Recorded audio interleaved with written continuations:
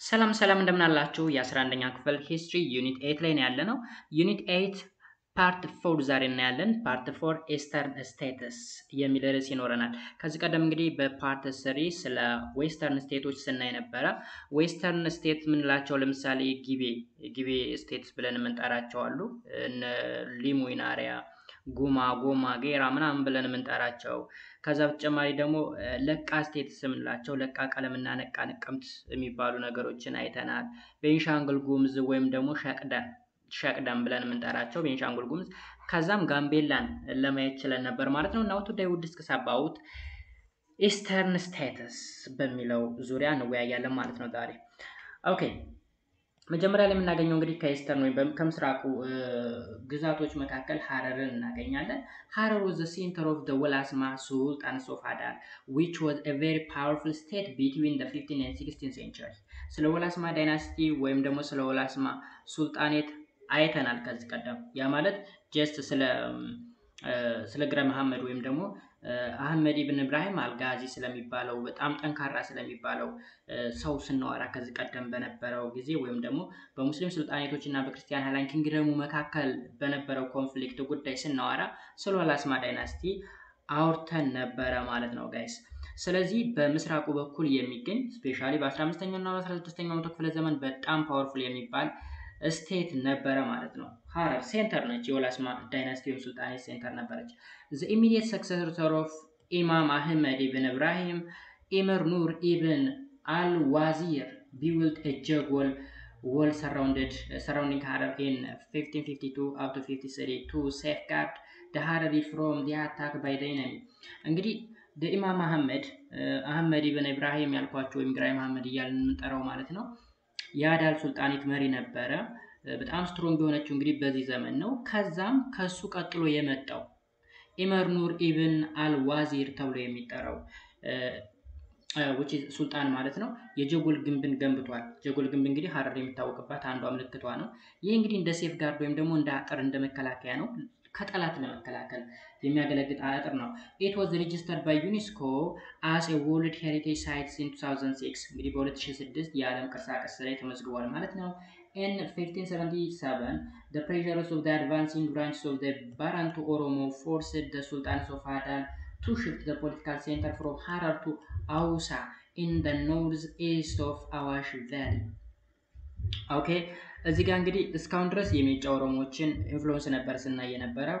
አሁን ግን ሐረር አካባቢ ከፍተኛ ኢንፍሉዌንስ ያመጣው የባረንቱ ኦሮሞ ነው ማለት ነው። እሱም የአዳልን ሱልጣን ከነበረበት ከሐረር ተነስቶ ወደ አውሳ ወደ ኖርዝ ኢስት ዳይሬክሽን ወይም ደግሞ ወደ ሰሜን ምስራቅ ወይም ባጭሩ ወደ አዋሽ ሸለቆ ሽፍት እንዲያደርግ አስገድዶታል ማለት ነው። the emirs of the Harari people continued to pay annual tributes to the sultans of Hausa until the mid 17th century. እንግዲህ የሐረር ህዝብ ምንም እንኳን ቦታውን ለቆ ወደ አውሳ ቢጓዝም ሐረር ላይ የነበሩ ህዝቦች አመታዊ ግብራቸውን ይከፍሉ ነበረ ማለት ነው። እስከ መቼ ድረስ? እስከ 17ኛው መቶ ክፍለ ዘመን አጋማሽ ድረስ። this tributary relationship was broken when the local Harari dynasty was established, which declared the independence of the emirates. ኤሜሬትስ ምን ማለት ነው? ኤሜሬት አሁን ሱልጣኔት ምን እንደሆነ አይተናል። ኤሜሬት ምን ማለት ነው? ኤሜሬት ማለት በኤምር የሚተዳደር የሚገዛ ማለት ነው። ወይም ጀስት ሱልጣን ማለት ሱልጣኔቶችን የሚገዛ ማለት አይደለም። ለምሳሌ ሱልጣኔትን በሉት ኤሜሬት ተመሳሳይ ናቸው፣ ሙስሊም ስቴቶች ናቸው፣ ማዕረግ ነው። ሱልጣን ለሱልጣኔት ነው፣ ኢመር ደግሞ ለኤሜሬት ነው ማለት ነው። ኦኬ the founder and the first rulers of the dynasty was Emir Ali Dawood, ruled from 1647 up to 1662. ኦኬ የማን መስራች? እዚህ ሐውሳ አካባቢ ያለውን ዳይናስቲ መስራች እንግዲህ ኢምር አሊ ዳውድ ተብሎ ይጠራል። under this dynasty Harar became the most important trade centers in the east for the next 2 centuries. ለሚቀጥሉት 200 ዓመታት ያክል 2 centuries ማለት 200 ዓመት ማለት ነው። እንግዲህ የንግድ ሴንተሩን አገልግላለች ሐረሪ ማለት ነው። it was strategically located between the trade routes of the North Somali ports of Daila and Berbera and the interiors of the Ethiopian region. ባጭሩ በኢትዮጵያ ሪጅን ውስጥ የምትጠቃለል ሆና በሁለት ፖርቶች መካከል ትገኛለች። ያም በዛይላና በበርበራ መካከል መገኘቷ ጥሩ የንግድ ሴንተር እንድትሆን አስችሏታል። ማን? ሀረሪ። The city minted its own coin as early as the 17th century. የራሷ የሆነ ኮይን በማዘጋጀት ትገበያይም ነበር ሀረሪ ማለት ነው። The control of the trade routes made Harari a very prosperous emirate. እንግዲህ ንግዱ የራሱ የሆነ ኮይን ሜንት አድርጋ ግብይት ማካሄዷ ምናምን በሰዓቱ ስፔሻሊ በ17ኛው ክፍለ ዘመን ትልቅና ኃያል እንድትሆን አስችሏታል ይለናል ማለት ነው።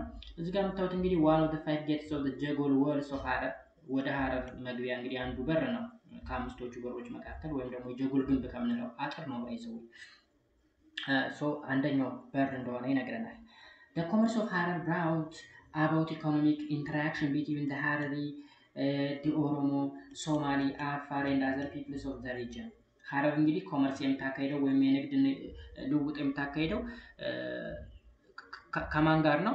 The commerce of Harar brought about the economic interaction between the Harari, the Oromo, Somali, Afar and other peoples of the region. አያችሁ ሀረር አካባቢ የሚካሄደው የንግድ ልውውጥ በሀረርና በኦሮሞ እንዲሁም በሶማሌ በአፋርና በሌሎች ህዝቦች መካከል ኢንተራክሽን እንዲኖር ወይም ሪሌሽንሺፕ እንዲኖር ስፔሻሊ ኢኮኖሚክ ሪሌሽንሺፕ ወይም የኢኮኖሚ ዝምድና እንዲኖር አስችሏል ማለት ነው። ኢኮኖሚክ ኢንተርዲፔንደንስ facilitated the closer and peaceful interaction among the people. አያችሁ ኢኮኖሚክ ኢንተርዲፔንደንስ አንደኛው በአንደኛው በኢኮኖሚ ኢንተርዲፔንደንስ መሆኑ ደግሞ ምን ፋሲሊቴት አድርጓል ይላል። closer and peaceful interaction among the people በህዝቦች መካከል ጥሩ የሆነ መቀራረብ ስፔሻሊ ጥሩ የሚባል ወይም ሰላማዊ የሚባል መቀራረብ ወይም ግንኙነት እንዲኖርም አስችሏል። the Oromo in the fertile territories surrounding the walled city of Harar produced grain, varieties of fruits and vegetables.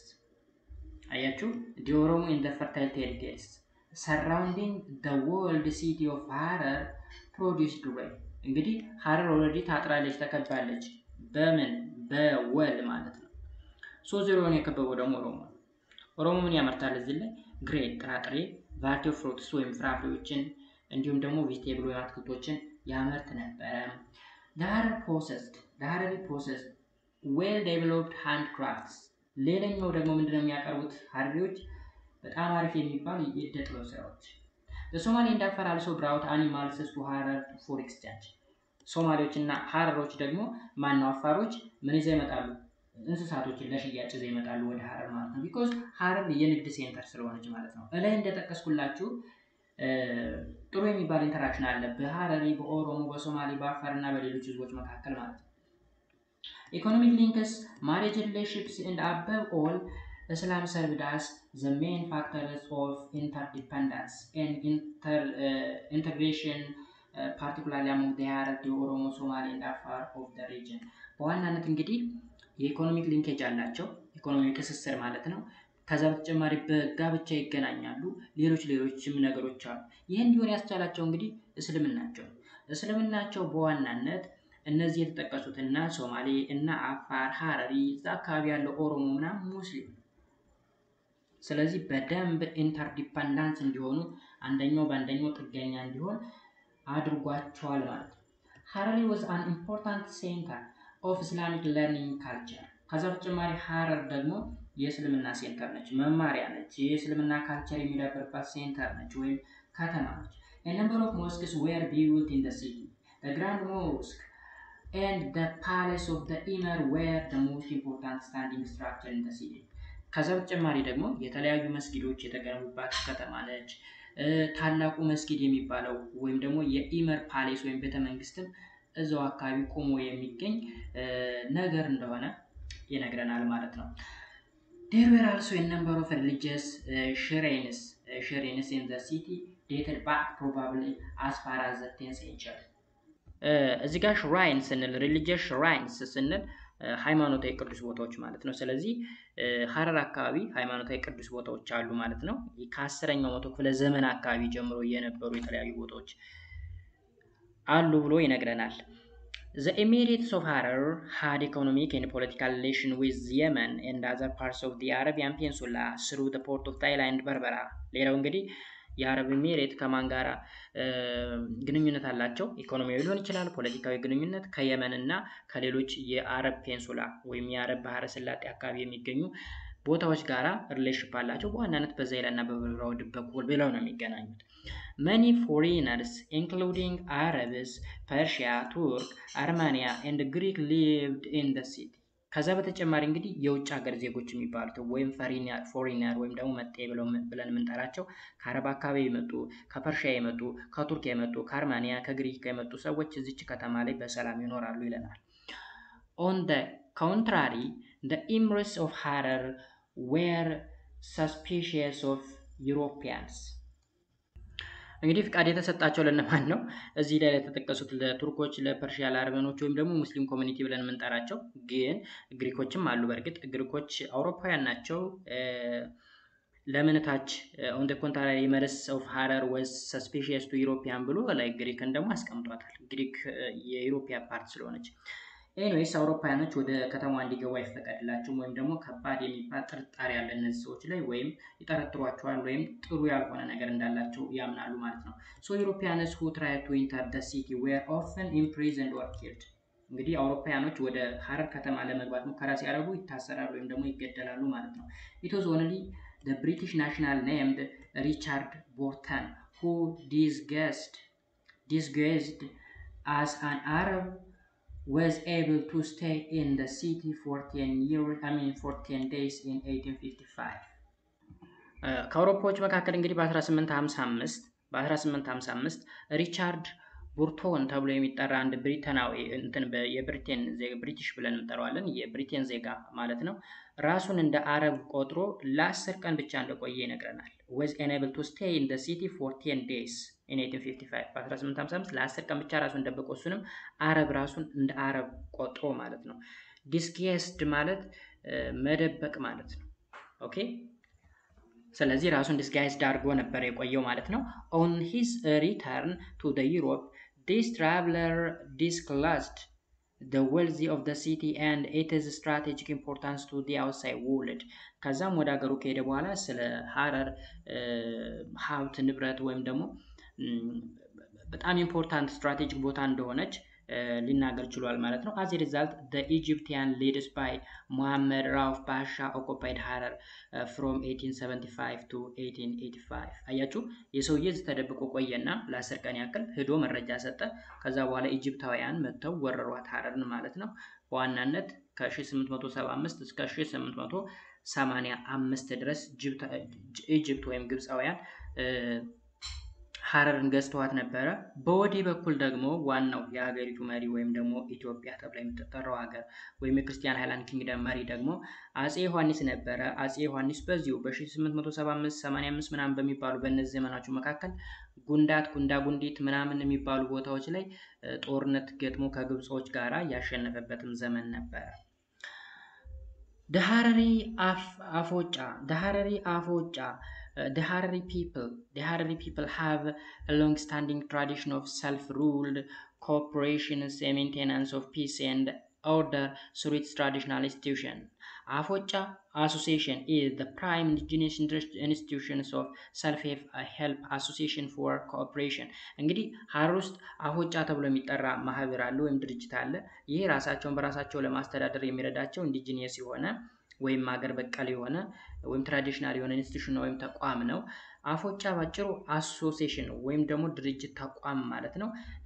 ችግር ሲፈጠር ጸብ ሲፈጠር ዲስፒዩቲን ሳትል ለማድረግ የሚረዳቸው ተቋም ነው ማለት ነው። ወይም ደግሞ በጋራ ተባብረው እንዴት ስራ መስራት እንዳለባቸው የሚመሩበት ተቋም ነው ማለት ነው። settlements of dispute through the customary mediation is the other significant roles of the አፎጫ።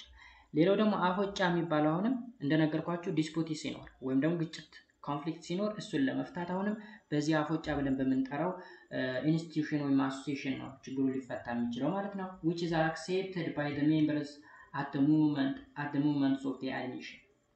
so በአፎጫ በኩል ከተመጣ አፎቻ ሊሆን ይችላል ጫ ሊሆን ይችላል ሲኤች ኤኒዌይስ ዲስፒዩት ካለ ወይም ደግሞ ኮንፍሊክት ካለ በዚህ ተቋም ሊፈታ ይችላል ማለት ነው። since አፎጫ is sex specific, both male and female have their own አፎጫ with different function. ሴቶችም ወንዶችም የየራሳቸው የሆነ አፎጫ አላቸው ይለናል። the main አፎጫ is known as አቦች ተብሎ ይጠራል። የወንዶች አቦች ነው የሚባለው። and the female አፎች is known as ኢንዶች ተብሎ ይጠራል። ስለዚህ አቦች እና ኢንዶች፣ አቦች ለምንድን ነው? ለወንድ፣ ኢንዶች ደግሞ ለምንድን ነው? ለሴት። ሁለቱም ምን ተብሎ ይጠራል? አፎጫ። አገልግሎቱ ምንድን ነው? ራሳቸውን በራሳቸው ለማስተዳደር የሚጠቀሙበት፣ ዲስፒዩት ሲኖር ሳትልመንት ወይም ደግሞ ግጭቶችን ለመፍታት የሚጠቀሙበት፣ ከስተማሪ ሜዲዬሽን ያለበት ተቋም ወይም አሶሲዬሽን ነው ማለት ነው። አፎጫ among the Harari are strongly egalitarian in ideology and practice. This served as a mechanism to control class conflict within Afocha and created an atmosphere of social solidarity within the old city. በአጭሩ ምን መሰላችሁ? የአፎጫ የሚባለው ተቋም ወይም አሶሲዬሽን በመካከላቸው ኮንፍሊክት እንዳይፈጠር፣ ኮንፍሊክትን ሪዞልቭ ለማድረግ የሚጠቀሙበት፣ በጥንቷ የሐረር ከተማ ላይ ሰላም እንዲሰፍን፣ ሶሊዳሪቲ ወይም ህብረት አንድነት እንዲኖር የሚያግዛቸው ተቋም ነው። Nowadays, Afocha is being practiced by other peoples of the area as well as notable the ኦሮሞ። ከዛ በተጨማሪ አፎጫ የሚባለው እንግዲህ ጀስት አቅራቢያ አካባቢ ያሉት ኦሮሞዎች ይጠቀሙበታል ምናምን ብሎ ያስቀምጣል ማለት ነው። ሶ ሐረሪ እንግዲህ በአጠቃላይ ይህን ትመስላለች ሐረሪ። ቀጣይ ደግሞ አፋር፣ አውሳ፣ ቢዱ፣ ጎባድ፣ ታጁራ፣ ራሃይቶ የሚባሉ ስቴቶች አሉ። እነዚህም አሁንም የት ነው የሚገኙት? ምስራቅ ኢትዮጵያ የሚገኙ ናቸው። መጀመሪያ እንግዲህ አፋር ነኝ። አፋርስ አር ዘ ኩሽቲክ ላንጉጅ ስፒኪንግ አኒሸንት ፒፕልስ ኦፍ ኢትዮጵያ። የኩሽ ቋንቋ ተናጋሪ ኩሻውያን ናቸው እነዚህ አፋር ብለን የምንጠራቸው የኢትዮጵያ ህዝቦች። ኢኮኖሚካሊ አፋር ወይስ ቤዚካሊ ፓስቶሪያሊስት ናቸው፣ ወይም ከብት በማርባት ወይም ከብት በማጋጥ የሚተዳደሩ ናቸው። ትሬድ ኢን ዲ አፋር ዲፕሬሽን ኦን ዘ ትሬድ ሩትስ ሊዲንግ to and from the party was carried out mainly by the women who brought goods to the market. Okay, ትሬድ ወይም ንግድን ስናይ ደግሞ በአፋር ዲፕሬሽን ወይም በአፋር ዝቅተኛ ቦታዎች ላይ ወደ ባቲ እና ከባቲ የተለያዩ ሸቀጦችን ምናምን ይዘው ሄዳሉ ይመጣሉ። ምኖች ናቸው? በዋናነት ሴቶቹ ናቸው የሚነግዱት እዛ አካባቢ። ወንዶች ከብት ነው የሚጠብቁት ማለት ነው። Usually the men stayed at home to safeguard the family and property. አያችሁ ብዙ ጊዜ ወንዶቹ ቤት ነው የሚውሉት፣ ፋሚሊውን እየጠበቁ ያለውን ሀብት ንብረት እየጠበቁ ቤት ይውላሉ። ወይራስ ሴቶች ደግሞ ገበያ ውለው የተለያዩ ሸቀጣ ሸቀጦችን ገዝተው ሽጠው ይመለሳሉ ማለት ነው። During the medieval period, the Afar were under the influence of the sultanates of Ifat. አያችሁ በመካከለኛው ዘመን አፋር በኢፋት ሱልጣኔት ተጽዕኖ ውስጥ ነበረች። Later, with the transfer of a seat of Walasma Sultan of Adal into Ausa in 1577, four male Afar Sultanate emerged. በኋላ ግን ኢፋት በክርስቲያን ሃይላንድ ኪንግደሙ ከተሸነፈች በኋላ ተመልከቱ፣ እዚህ ጋር ወደ ኋላ ሌላ ታሪክ ላይ ልምጣላችሁ። ኢፋት በክርስቲያን ሃይላንድ ኪንግደም ከተሸነፈች በኋላ ሁለት ግሩፕ ተፈጥሯል። አንደኛው ግሩፕ የክርስቲያን ሃይላንድ ኪንግደሙ የሀገረ ገዥ እንደሆነ አምኖ የተቀበለና የዛ ገባሪ ሆነ። አንደኛው ደግሞ ወላስማ የሚባል ዳይናሲቲን ወይም ደግሞ ሱልጣኔትን የመሰረተ ነው። ኦኬ፣ ስለዚህ ኢፋት ኦልሬዲ ጠፍቶ ሌላ ግሩፕ ነው የተፈጠረው ወላስማ የሚባል። ከዛ ምን ሆነ መሰላችሁ? አፋር ላይ 4 ሱልጣኔቶች ተመሰረቱ ይለናል። ኦኬ፣ later with the transfer of seats of ወላስማ ሱልጣንስ of Adal into ዳውሳ። ወላስማ ወዴት ተሸጋገረ? ወደ ዳውሳ። መቼ? in 1577። መጀመሪያ እንግዲህ ኢፋት ነበረ፣ ከኢፋት ወላስማ፣ ከወላስማ አውሳ። መቼ? በ1577 4 ዋና ዋና የአፋር ሱልጣኔቶች ተጀመሩ። እነዚህም እነማን ናቸው? ዘይወር፣ ታጁራ፣ ራሃይቶ፣ አውሳ ኤንድ ጎባድ ተብሎ የሚጠሩ ናቸው 4ቱ የአፋር ሱልጣኔቶች። ማን ማን? ታጁራ፣ ራሃይቶ፣ አውሳ እና ጎባድ። But the central political entity of the Afar was the Imamate of Hausa in the middle of the Awash. ሴንተሩ እንግዲህ ሴንተሩ ማን ነው? አውሳ ነው አለ። ሚድል ላይ የሚገኘው ማለት ነው። It was considered to be the leading states of the Afar people, to whom the rulers of other Afar sultanates nominally acknowledges primacy. በአጭሩ እንግዲህ ዋናው የሚያስተዳድር እነዚህ 4ቱንም የበላይ ሆኖ የሚያስተዳድር ሴንተር ላይ ያለው አውሳ ነው። ሌሎች ኖሚናል ናቸው ወይም ደግሞ ለይስሙላ የተቀመጡ ናቸው ነው የሚለው። ታጁር was strategically located and was very important economic centers of the Afar people. ኦኬ ታጁራ ተብላ የምትጠራው ደግሞ በጣም ስትራቴጂክ ቦታ ነች። ለአፋር ኢኮኖሚ መሰረት በጣም ኢምፖርታንት የምትባል ቦታ ነች። ታጁራ ብለን የምንጠራት አንደኛዋ ሱልጣኔት ማለት ነው። With the revival of long distance trades in the 9th century, slave ivory, gold, wheat, durra, honey, civet, ostrich feathers and like were exported through the ports of Tajura.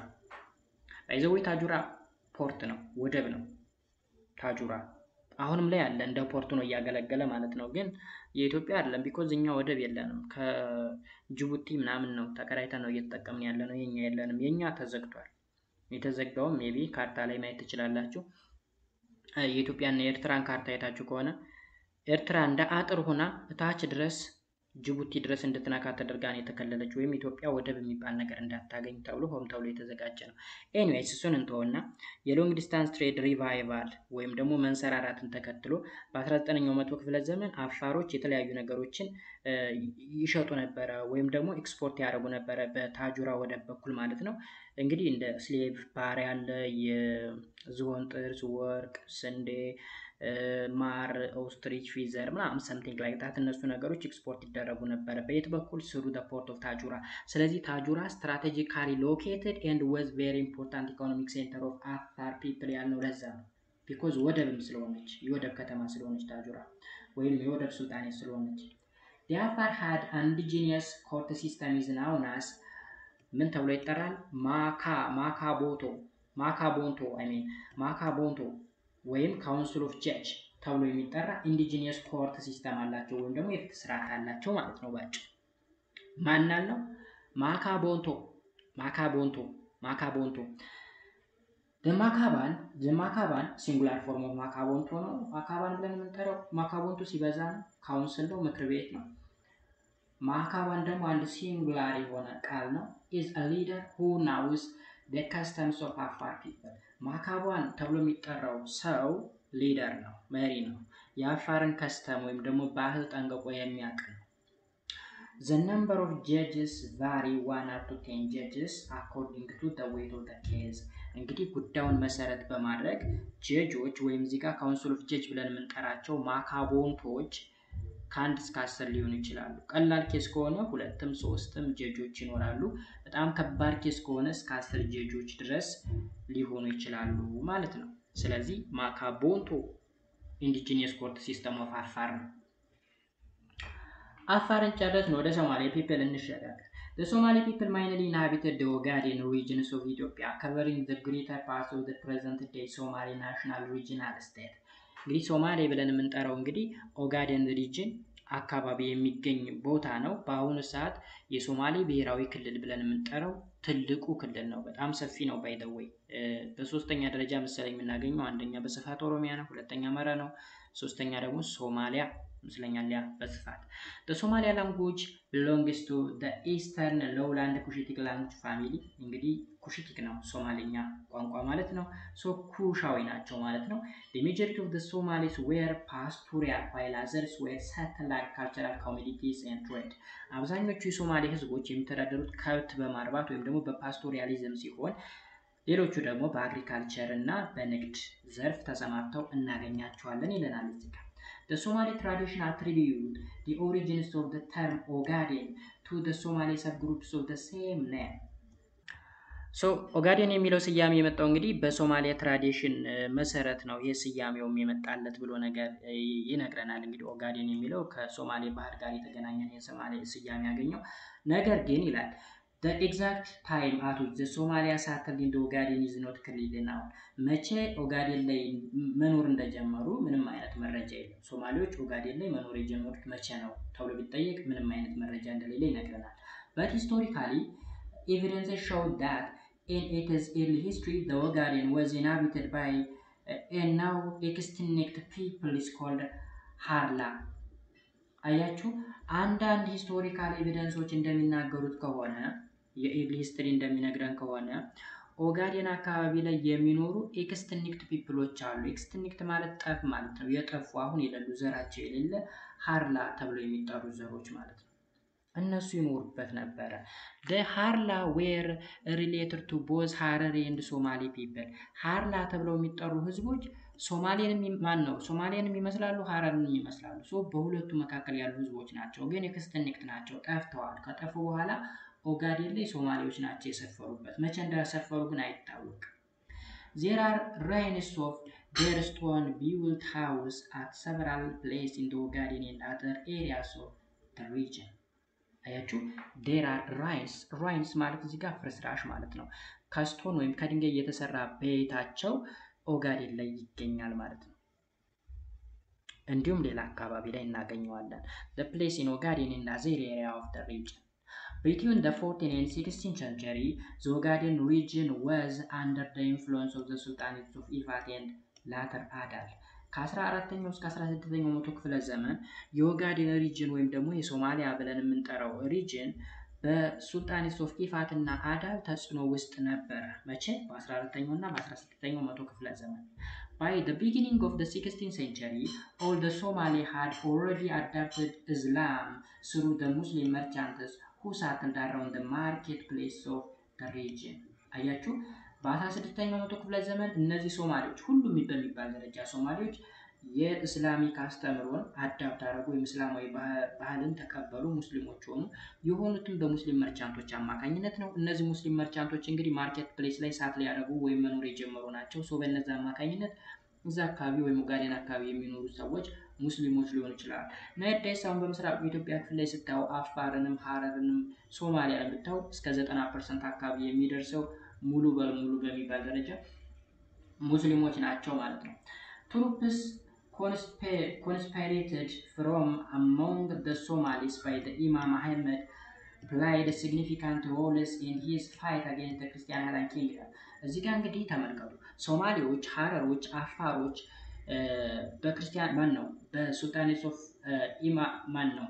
በሱልጣኔትስ ኦፍ አዳል ከፍተኛ የሆነ ተጽዕኖ ውስጥ ስለነበሩ የተለያዩ ሰዎች ሪክሩት ይደረጉ ነበረ፣ ወይም ደግሞ እንደ ሶልጀር ይመለመሉ ነበረ። በማን? በኢማም መሐመድ ኢብን ኢብራሂም አልጋዚ ማለት ነው። የሚመለመሉትም ለምንድን ነው ካል በክርስቲያን ሃይላንድ ኪንግደም ጋር ከባድ የሚባል ውጊያ ስለነበራቸው ስፔሻሊ በ1520ዎቹ ምናምን አካባቢ በኪንግ ወይም በአፄ ገላውዲዮስ ልብነ ድንግል ምናምን ዘመን ማለት ነው ከኢማም መሐመድ ጋር ከባድ የሚባል ውጊያ ነበረ።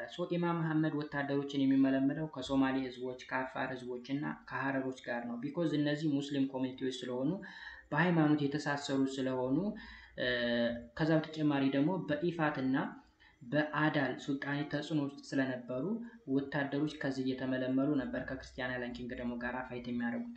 many of their subgroups have an intermarried with ኦሮሞ። ከዛ በተጨማሪ ደግሞ እዚህ ሶማሌዎች ከኦሮሞዎች ጋር እርስ በርሳቸው የተጋቡ ነበሩ ወይም ይጋቡ ነበረ ይለናል ማለት ነው። እዚህ ጋር የምናየው እንግዲህ ስቶን ቢልት ሃውስ ኦፍ ዘ ደርቢ በላምበል ኦጋዴን ሶማሌ ሪጅን። ኦኬ እዚህ አካባቢ እንግዲህ ከድንጋይ የተሰራ ቤት ነው። ይህ ቤት የነማን ቤት ነው ካልን እዚህ ጋር ሃራላ ብለን የጠራ ነው ሃርላ ብለን የምንጠራው ኤክስቲንክት የሆኑ ህዝቦች ናቸው። there are a number of Somali subgroups in the regional state። እንግዲህ ሰብግሩፖች አሉ፣ ሌላ ሰብግሩፖች የሶማሌ ሰብግሩፖች ዳሮድ፣ ኢሳቅ፣ ጋዳሽ ቡስሪ